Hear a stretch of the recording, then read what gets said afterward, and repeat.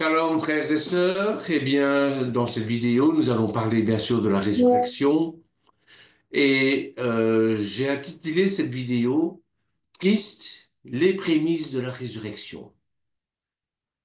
Et nous allons prendre un verset dans 1 Corinthiens chapitre 15 verset 20.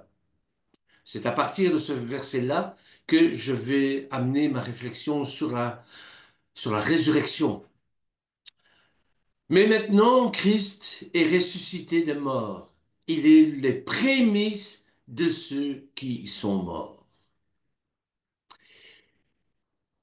Beaucoup de personnes dans le monde chrétien accordent une attention particulière à cette époque de l'année, aux épisodes, aux événements associés à la vie, au ministère, à la mort et à la résurrection de Yeshua Mashiach, de Jésus-Christ.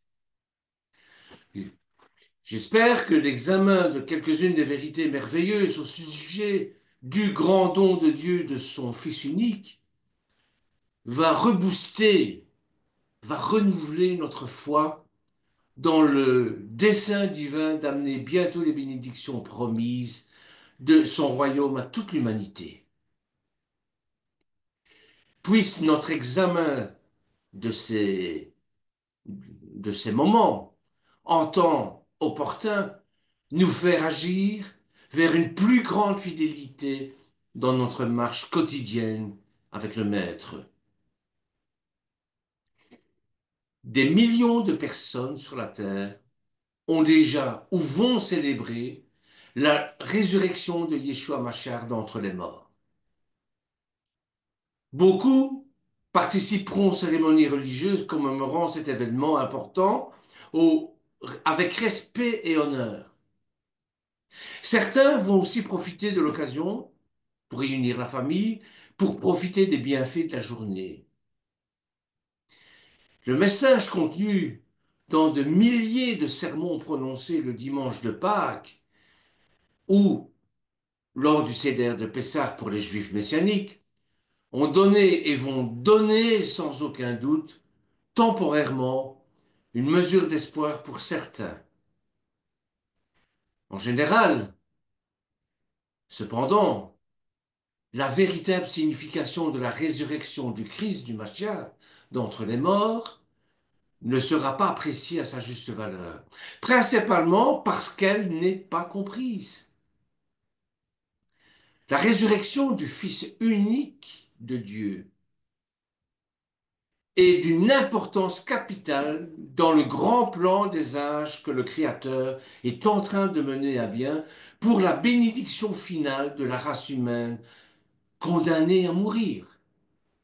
Jean chapitre 3 verset 16. Ce n'est pas une suggestion de plan qui pourrait ou non se concrétiser. La question n'est pas là. Le plan de Dieu sera mené avec succès jusqu'à son terme. Avec des plans humains, c'est différent.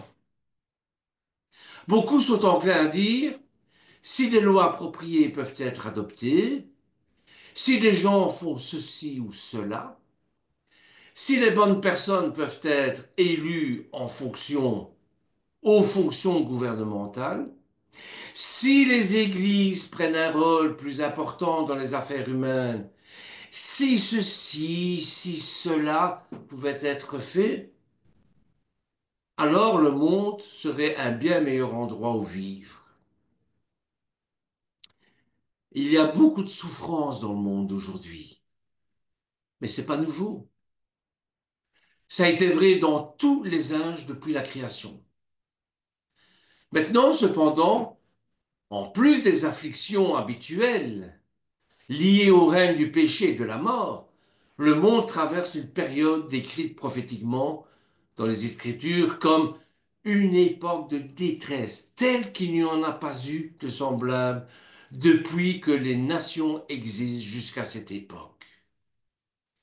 Vous verrez ça dans Daniel au chapitre 12, verset 1. Eh bien, cette détresse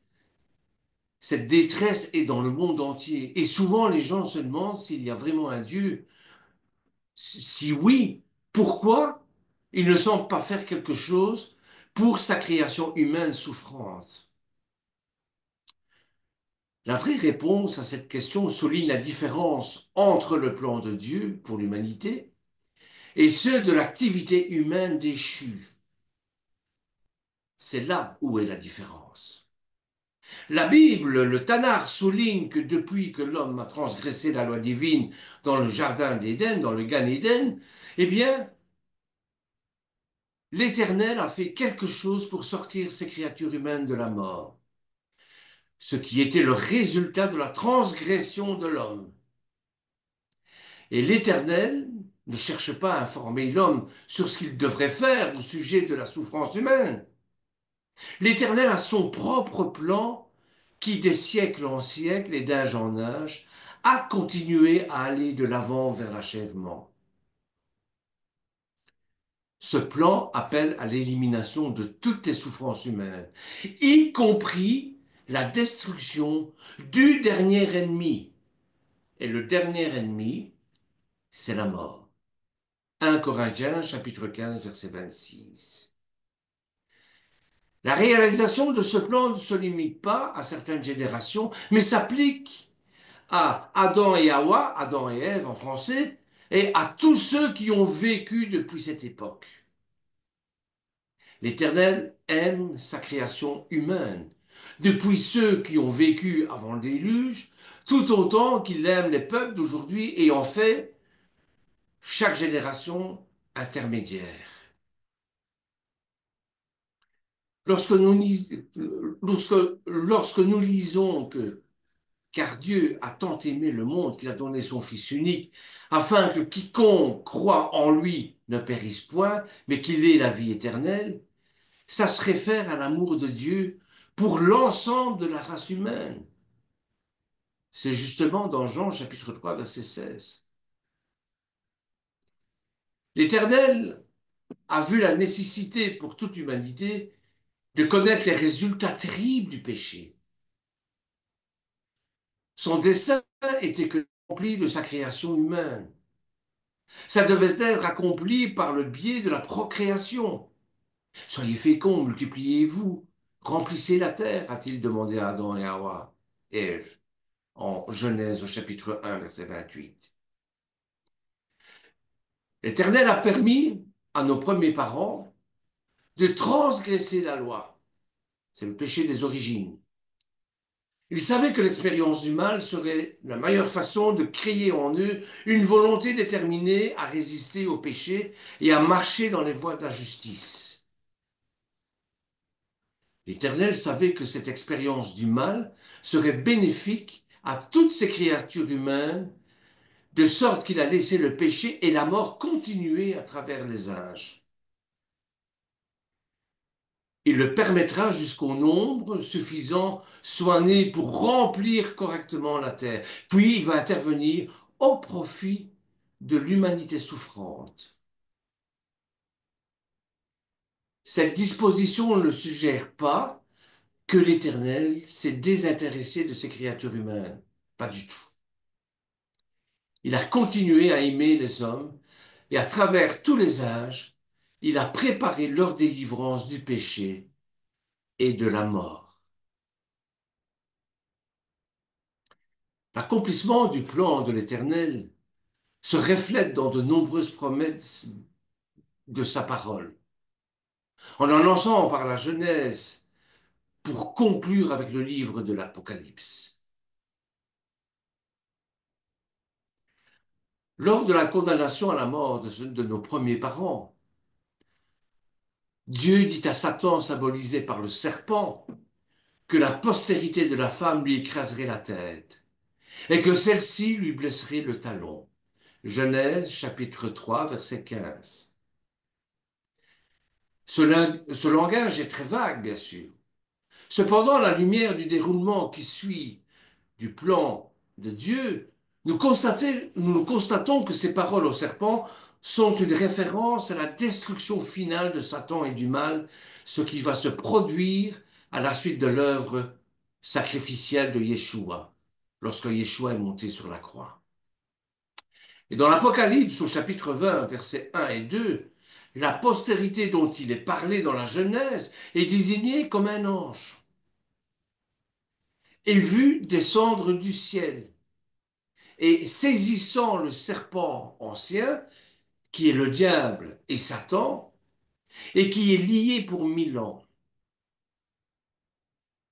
On parle également de cette période de 1000 ans, le millénium, comme du règne du Mashiach. C'est dans l'Apocalypse au chapitre 20, versets 4 à 6. Les bénédictions pour l'humanité en raison de 1000 ans de règne de Christ, de Yeshua, sont représentées plus loin dans ce chapitre et le suivant de l'Apocalypse. Et ces bénédictions vont si loin que la mort sont considérées comme sortant de l'abîme. En grec, c'est Hadès. Hadès qui signifie, c'est l'équivalent du Sheol, c'est-à-dire la tombe. Et ça dans le but d'être ramené à la faveur et à la communion avec Adonai. Apocalypse, chapitre 20, versets 12 à 15. Apocalypse, chapitre 20, versets 12 à 15. Et je vis les morts, les grands, les petits, qui se tenaient devant le trône. Des livres furent ouverts. Et un autre livre fut ouvert, celui qui est le livre de la vie. Et les morts furent jugés selon les œuvres, d'après ce qui est écrit dans ce livre. La mer rendit les morts qui étaient en elle. La mort et le séjour des morts rendirent les morts qui étaient en eux. Et chacun fut jugé selon ses œuvres. Et la mort et le séjour des morts furent jetés dans l'étang de feu. C'est la seconde mort, l'étang de feu. Une fois que cette œuvre glorieuse commencera, le peuple se demanderont, plus, les peuples ne se demanderont plus pourquoi Dieu ne fait pas quelque chose pour la souffrance humaine. Après le déluge, Adonai a fait une merveilleuse promesse à Abraham, qui a révélé encore une fois son intention de faire quelque chose à propos de la souffrance humaine. Souvenez-vous, Dieu dit à Abraham que par sa postérité, il bénirait toutes les nations de la terre. En Genèse chapitre 12, verset 3. Chapitre 22, verset 18 aussi. Et quand Abraham a démontré sa foi et sa loyauté par la volonté d'offrir son fils Isaac en sacrifice, eh bien, l'Éternel a confirmé sa promesse par un serment. Vous verrez ça au chapitre 6, dans le livre des Juifs messianiques, des Hébreux, au verset 13 et 18. En confirmant la promesse, Adonai a dit à Abraham que sa postérité possédera la porte de ses ennemis. En Genèse chapitre 22, verset 17. Et dans les temps anciens, lorsque les villes ont été entourées de remparts pour la protection contre les ennemis, ceux qui possédaient ou avaient le pouvoir sur les portes dirigeaient effectivement les villes. Dieu, par conséquent, la promesse de Dieu laissait entendre que la postérité d'Abraham serait celle à un héros conquérant. La pensée du sacrifice, comme dans l'offrande de son fils Isaac, et l'idée de domination, où toutes deux étaient associées à la promesse de Dieu céleste à Abraham. Tout au long de l'Ancien Testament, tout au long du Tanakh et de la Brit Hadasha, les promesses de l'Éternel continuent d'insister sur ces deux aspects du plan divin, c'est-à-dire la pensée du sacrifice, l'offrande de nos vies et l'idée de domination.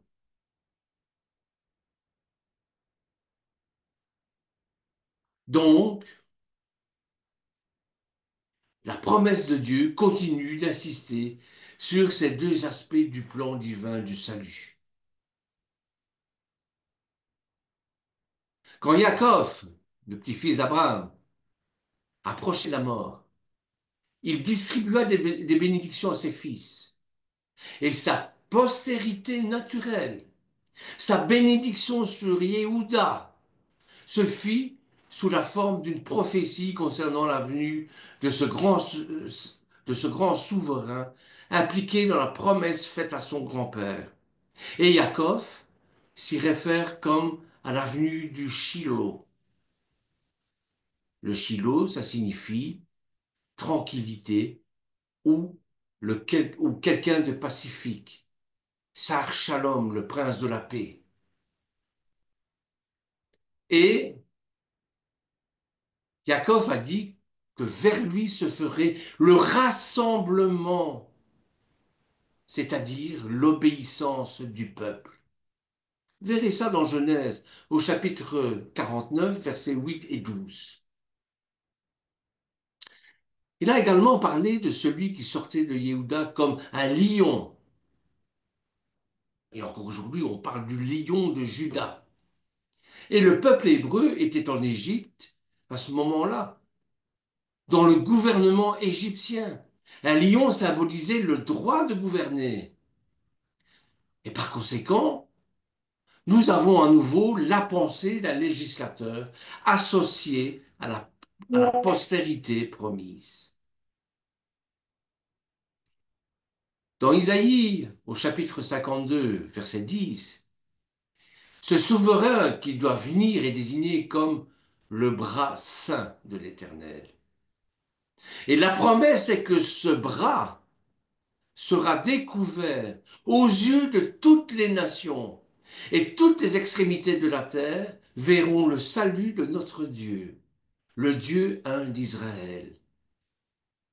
Et dans le chapitre suivant de la prophétie d'Isaïe, il est révélé que ce bras de l'Éternel doit d'abord être sacrifié, amené comme un agneau à l'abattoir, et que son pouvoir doit attendre jusqu'à ce que son œuvre de sacrifice soit accomplie.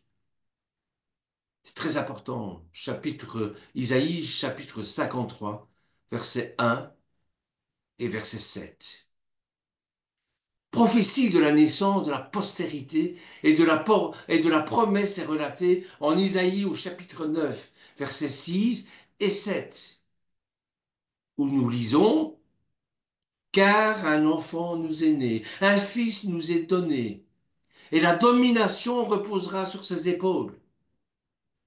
On l'appellera admirable, conseiller, Dieu puissant, Père éternel, Prince de la paix, Sar Shalom, donné à l'empire de l'accroissement et une paix sans fin au trône de David et à son royaume. Voilà ce que sera le zèle de l'Éternel des armées. Quand Israël est devenu un royaume, ses rois ont régné sur le mont Sion, littéralement à Jérusalem. Ce fut un gouvernement théocratique, où les rois successifs représentaient Dieu. Et on a dit d'eux qu'ils étaient assis sur le trône du Seigneur. 1 Corinthiens chapitre 29, verset 23. Dans les promesses d'un royaume à venir, dont on a parlé les prophètes, Dieu a utilisé le terme montagne de Sion pour symboliser le royaume messianique. D'autres lois, les prophètes de Dieu ont parlé simplement comme de la montagne de l'Éternel des armées. Vous verrez ça dans Joël, chapitre 2, verset 32. Abdias, au chapitre 17, verset 21. Michée, chapitre 4, verset 2 et 7. Zacharia, au chapitre 8, verset 3. Et en effet, elles sont rassurantes, les nombreuses promesses concernant la montagne de Sion et la montagne de l'Éternel. Dans une telle prophétie, nous lisons: L'Éternel des armées prépare à tous les peuples sur cette montagne un festin de mets succulents, un festin de vin vieux, de mets succulents pleins de moelle, de vin vieux clarifié. Et sur cette montagne, il anéantit le voile qui voile tous les peuples, la couverture qui couvre toutes les nations. Il anéantit la mort pour toujours. Le Seigneur, l'Éternel, essuie les larmes de tous les visages. Il fait disparaître de toute la terre l'opprobre de son peuple. Car l'Éternel a parlé, en ce jour l'on dira, voici c'est notre Dieu en qui nous avons confiance, c'est lui qui nous sauve. C'est l'Éternel en qui nous avons confiance, soyons dans l'allégresse et réjouissons-nous de notre salut. Isaïe chapitre 25, versets 6 à 9, qui correspond bien sûr et qu'on peut coller à la résurrection de notre Messie. Le prophète Daniel prévoit également la mise en place de cette montagne de l'Éternel. Et dans l'interprétation de Daniel du rêve de Nabuchodonosor, dans lequel le roi de Babylone a vu une image humaine avec une tête d'or, la poitrine et les bras d'argent, le ventre et les cuisses d'airain, les jambes de fer, il nous donne un aperçu du règne et de la chute de quatre grandes puissances païennes, en commençant par Babylone et en se terminant par Rome. Daniel chapitre 2 versets 31 à 45. Nous reconnaissons de l'interprétation du rêve fait par Daniel que la tête de l'image représentant l'empire babylonien et que les pieds et les orteils de l'image symbolisent les divisions de l'empire romain. Le dernier des quatre grandes puissances païennes et ses orteils étaient représentés dans les différents États de l'Europe avant la Première Guerre mondiale qui a commencé en 1914. Dans son rêve, Nabuchodonosor a vu une pierre qui se détache sans le secours d'aucune main, frapper le pied de fer et d'argile de la statue, ce qui l'a fait tomber et se briser en morceaux, et enfin être emporté comme la balle qui s'échappe d'une aire en été. Ensuite, la pierre qui avait frappé la statue devint une grande montagne et remplit toute la terre. Versets chapitre 34 et 35. Daniel interprète ceci pour indiquer que dans les jours des dirigeants représentés par les orteils de l'image, le Dieu des cieux doit mettre en place un royaume. Et cette montagne, ou royaume du Seigneur que Daniel prédit, ne serait pas donnée à d'autres peuples, mais subsistera éternellement. C'est dans le verset 44. Michée, un autre des saints prophètes de Dieu, fait également une prophétie dans laquelle le royaume du Seigneur est assimilé à une montagne. Il arrivera dans la suite des temps que la montagne de la maison de l'Éternel sera fondée sur le sommet des montagnes, qu'elle s'élèvera par-dessus les collines et que les peuples y afflueront. Et des nations s'y rendront en foule et diront, venez et montons à la montagne de l'Éternel, à la maison de Dieu de Jacob, afin qu'il nous enseigne ses voies et que nous marchions dans ses sentiers. Car de Sion sortira la loi, et de Jérusalem la parole de l'Éternel. Il sera le juge d'un grand nombre de peuples, l'arbitre des nations puissantes, lointaines, et de leurs glaives ils forgeront des oyaux, et de leurs lances des serpes. Une nation ne tirera plus l'épée contre une autre, et l'on n'approchera plus la guerre. Et on, pardon, et l'on n'apprendra plus la guerre. Ils habiteront chacun sous sa vigne et sous son figuier, et il n'y aura personne pour les troubler, car la bouche de l'Éternel des armées a parlé. Michée, chapitre 4, versets 1 à 4. Cette promesse, ainsi que beaucoup d'autres promesses et prophéties, bien sûr, cette promesse a donné aux Israélites pieux et croyants une espérance certaine que Dieu devait un jour leur envoyer un grand libérateur. C'est le messianisme juif. Et ce grand libérateur, celui qui devait les libérer de la domination étrangère et les exalter à une place de choix parmi les nations, eh bien, quand Yeshua est venu, quelques-uns des Israélites l'ont accepté comme le Messie de la promesse. D'ailleurs, André a dit à Pierre, son frère, nous avons trouvé le Messie, ce qui signifie Christ, oint, Mashiach en hébreu. C'est dans Jean chapitre 1, verset 40, 41. Tous les vrais disciples de Yeshua avaient cette compréhension et cette croyance. Et pour eux, Yeshua était celui que Dieu avait envoyé pour accomplir toutes les merveilleuses promesses concernant une semence, Zara en hébreu, sperma en grec, Shiloh, le bras saint de l'Éternel, celui qu'on va appeler admirable, El Gibor, conseiller, Dieu puissant, Père éternel, Sar Shalom, prince de la paix. Il croyait qu'il devait être à la tête de la maison réunion de Dieu sur la montagne de Sion à Jérusalem, et celui qui devait mettre en place un royaume qui devait bénir toutes les nations avec la paix et la sécurité. Comme Yeshua a accompli son ministère, ses disciples enthousiastes sont devenus de plus en plus convaincus qu'il était bien le Messie promis. Et comme il est allé prêcher concernant le royaume, en illustrant ses bénédictions par des miracles, il savait que l'Éternel, un d'Israël, devait certainement être avec cet homme merveilleux.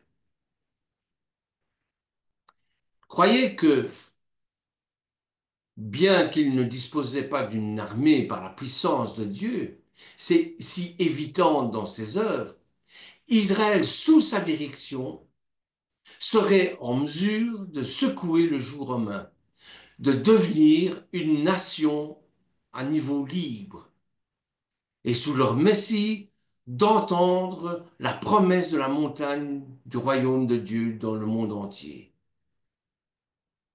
Seulement quelques jours après sa mort, quand il est monté à Jérusalem, sur le petit d'une ânesse, sur le dos d'un ânon, il a été salué comme roi, le fils de David, par une multitude de ses disciples enthousiastes. Vous verrez ça dans Matthieu chapitre 21 au verset 7 à 11. Presque sans avertissement. Cependant, et contrairement aux attentes de ses disciples, Yeshua fut mis à mort par ses ennemis. Ce qui semblait encore plus déconcertant pour eux était qu'il se rendit à ses ennemis, ne faisant aucun effort pour se libérer des charges portées contre lui. Bien naturellement, tandis que les disciples avaient encore un espoir vacillant, ils ont estimé que le Messie mort ne pouvait pas tenir les promesses faites à son sujet. Comment Yeshua pouvait-il maintenant mettre en place un royaume ou être le prince de la paix? Comment pourrait-il accomplir ne serait-ce qu'une des choses qui avait été prédite, pardon, à son sujet par les prophètes de Dieu? Yeshua était mort et leurs attentes semblaient anéanties. Leurs espoirs, cependant, furent bientôt ravivés. Même avant que l'impact de sa mort ait atteint la conscience des disciples, Yeshua a été ressuscité des morts. Et dans les jours et les semaines qui ont suivi, il leur annonça que tout pouvoir lui avait été donné dans le ciel et sur la terre. Dans Matthieu chapitre 28, verset 18. Ils n'ont pas pleinement compris cette fois toutes les applications de la mort de Yeshua et ensuite de sa résurrection. Nous, avec 2000 ans de recul, on a encore du mal à prendre conscience de cet événement extraordinaire. Et grâce aux diverses apparitions qu'ils ont crues, qu'ils ont eues, et enfin à la venue de la Roi Kodesh, à Shavuot, à la Pentecôte, les disciples sont parvenus à comprendre que Yeshua devait en effet établir le royaume messianique promis depuis longtemps, et à une grande échelle, et qu'ils ne l'avaient jamais imaginé. Mashiach, le Messie, était non seulement vivant, mais il était suprêmement élevé à la nature divine, et il s'était assis à la droite du trône de Dieu. Verrez ça dans 2 Philippiens au verset 8 et 9, ou dans Hébreux chapitre 12 verset 2. Les disciples ont également appris qu'avant le royaume messianique soit mis en place sur la terre, un petit troupeau de fidèles devait être choisi parmi les hommes et préparé à vivre et à régner avec lui quand il serait de retour à son second avènement. Ce sera le Mashiach ben David à ce moment-là. Ce travail a continué tout au long de l'âge des évangiles depuis la Pentecôte, depuis Shavuot, sans que le monde en général ne le sache. Et ceux qui ont demandé pourquoi l'Éternel ne fait pas quelque chose pour la souffrance humaine, n'ont pas réalisé qu'il a préparé ses disciples, les disciples du Christ, du Mashiach, pour administrer les lois d'un gouvernement qui permettra d'alléger les souffrances humaines et même de détruire la mort elle-même. C'est dans Romains chapitre 8, versets 16 à 28. C'est ça le Messie souffrant d'Isaïe 53. En effet, Yeshua mort sur la croix du calvaire pour prendre la place des pécheurs dans la mort, pour que toute l'humanité puisse avoir la possibilité d'être restaurée à la vie éternelle. C'est dans 1 Corinthiens chapitre 15, versets 21-22. Voyons un peu, on va un peu réfléchir par l'absurde. Si le Christ, si le Mashiach n'avait pas été ressuscité, eh bien à l'époque de Paul, certains ne croyaient pas que Yeshua avait été ressuscité des morts.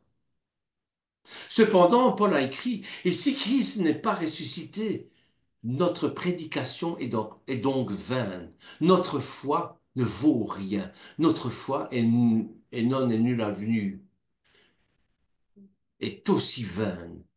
1 Corinthiens chapitre 15 verset 14. Yeshua est mort pour racheter l'humanité de la mort.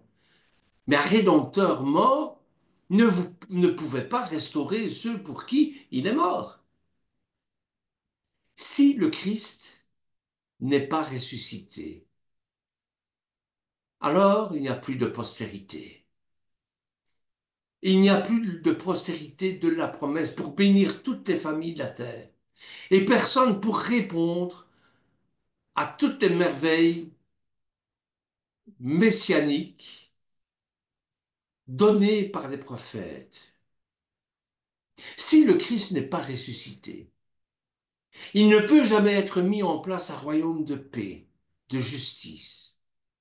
Et en effet, comme elle est importante, la résurrection de Yeshua dans l'accomplissement au plan du salut de Dieu. Et Paul affirme cependant, en répétant les mots de notre texte de référence, mais maintenant, Christ est ressuscité des morts.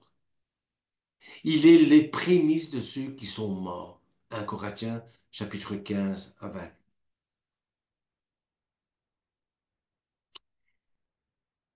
Tous les morts, les chrétiens, les non-chrétiens, sont endormis inconscients.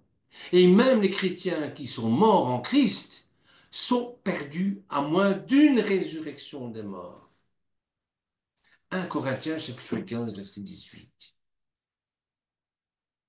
Notre assurance de la résurrection et de la vie future pour tous ceux qui sont morts est donc fondée sur le fait que Yeshua a été ressuscité des morts. C'est ça les prémices. Christ est devenu les prémices de ceux qui dorment, a déclaré Paul. Ensemble avec lui, ses fidèles de l'âge de l'Évangile font partie de la classe des prémices. Verrez ça dans Jacques, chapitre 1, verset 18. Apocalypse, verset 14, chapitre 14, verset 4. Ceux-ci sont relevés de la mort dans ce que le révélateur décrit comme la première résurrection. Apocalypse, chapitre 20, versets 4 à 6. La sélection et la formation de euh, la sélection et la formation de ceux-ci a demandé l'âge de l'évangile tout entier.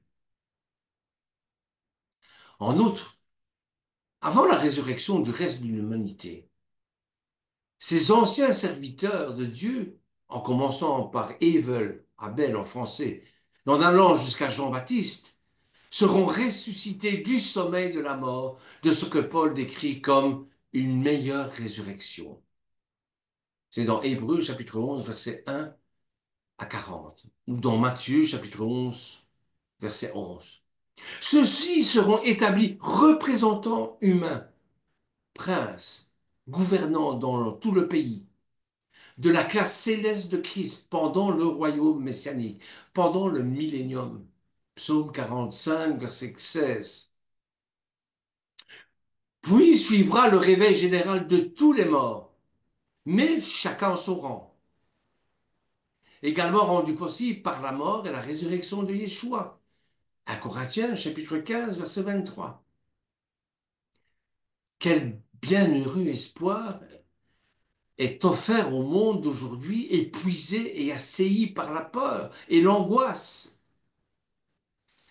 C'est l'espoir de ce royaume glorieux de la promesse qui va bientôt se manifester, avec puissance et une grande gloire, pour la bénédiction de toutes les familles de la terre. Isaïe, toujours, chapitre 40, verset 5, et en Matthieu, chapitre 24, verset 30. C'est l'espoir que la paix et la bonne volonté seront bientôt établies sur toute la terre et que le péché, l'égoïsme, la maladie et la mort doivent être détruits. C'est l'espoir que tous nos êtres chers qui sont morts doivent être réveillés du sommeil de la mort pour qu'ils puissent également partager les bénédictions du royaume messianique. Tous ces espoirs, et plus encore, sont assurés parce que Yeshua a été ressuscité des morts.